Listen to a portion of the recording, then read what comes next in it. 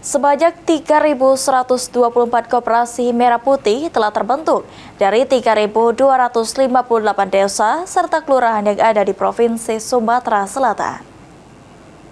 Presiden Republik Indonesia dengan sebaik-baiknya dan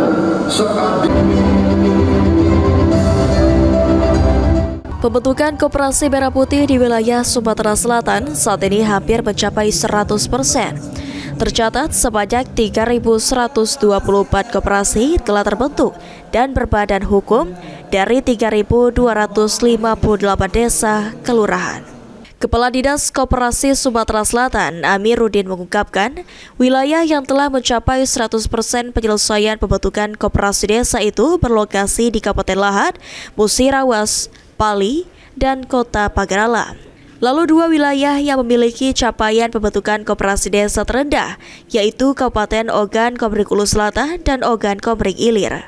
Rendahnya penyelesaian pembentukan koperasi desa di sejumlah kabupaten tersebut karena banyaknya benturan saat pelaksanaan musyawarah desa khusus pembentukan koperasi merah putih. Penerbitan akte badan hukum dari notaris, akses desa yang sulit dijangkau, serta kendala sinyal dalam mengunggah dokumen ke dalam sistem administrasi badan hukum. 3.124 dari berapa desa dan kelurahan? Dari 3.258 desa dan kelurahan. Ya, jadi sudah 95,89% sampai tadi pagi jam 7. Dan kalau hari ini, apalagi hari ini hari Senin, ini waktunya mulai karena tempo hari kita libur, Jumat, Sabtu, Minggu kita libur. Nah ini kendalanya ketika hari libur notaris pun rata-rata libur.